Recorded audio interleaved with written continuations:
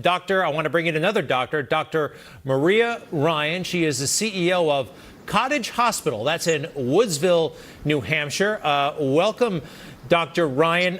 Do me a favor. You've been on the forefront of something called passive immunity. A lot of us have already heard about herd immunity. Bring us up to speed on what passive immunity is and what application it has, if any, right now.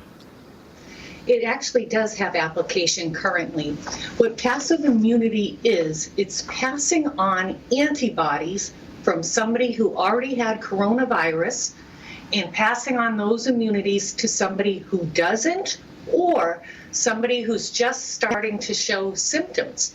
And it's called passive immunity because your body didn't create those antibodies on its own. And eventually your body, if you're the recipient, it's going to break down those antibodies, 30 days, 60 days. But it has a lot of great implications for treatment and prophylaxis. Can you imagine if we identified people who had coronavirus, they've recovered, in about 3 weeks, you can tell they had coronavirus because they start building these antibodies. So they're immune. Passing it on through plasma, through a blood plasma, transfuse it into the person just showing symptoms, it's going to stop the replication of that virus in the body. Or in New York, which was our epicenter, healthcare workers. Give it to some of the emergency doctors and nurses and, help out in that way. Epidemiologists love to look at antibodies in a different light. They like to see, was this coronavirus, was COVID-19 circulating in the communities before we knew it? Are there a lot of people who were asymptomatic? They can actually learn a lot. They're like detectives, and they're going to want to start testing people post-exposure to coronavirus. Yeah. And randomly testing people that didn't know they had coronavirus. Well, we'd love to have enough tests. I know that's been an issue. By the way, you're up in New Hampshire, the country, compared to here in New York. Are you guys equipped to deal with increased numbers, a real spike, a real surge? They say parts of the country like yours may be lagging. What we're going through, you will go through in a couple of weeks. But, you don't have the capacity that we do. I mean, we got more people here. Is your medical system up there ready for a surge? I believe so. Cottage Hospital, we're a very rural hospital, but we're cutting edge. We're actually a designated trauma center, so we're very atypical for a rural hospital.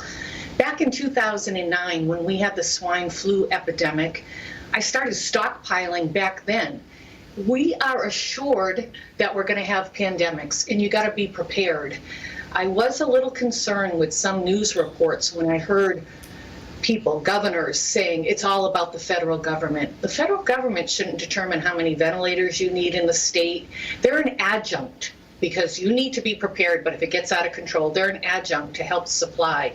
But Cottage Hospital, we had our own stockpile, stretchers, fluid, masks, gowns.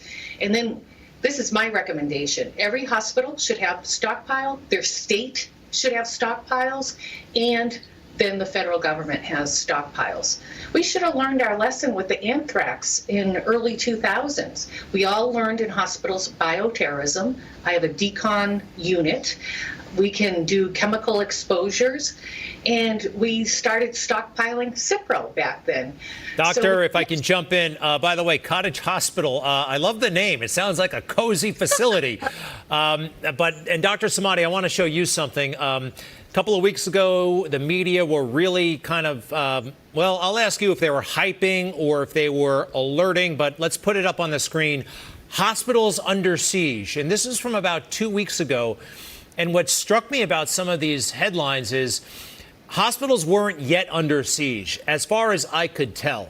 And under siege really suggests that there are huge throngs of people trying to get in who can't. Now, I understand that things may have been, as we talked about, stressed on the inside, but were those reports possibly helpful in kind of alerting corporations, the federal government, that we need more material, we need more stuff to deal with this?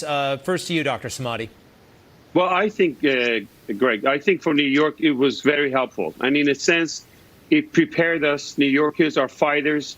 We have been through 9/11. We are resilient people, and we know how to get back on our feet very quickly. So in a sense, it was urge of like bringing all your doctors and engineers and army to really fight this battle.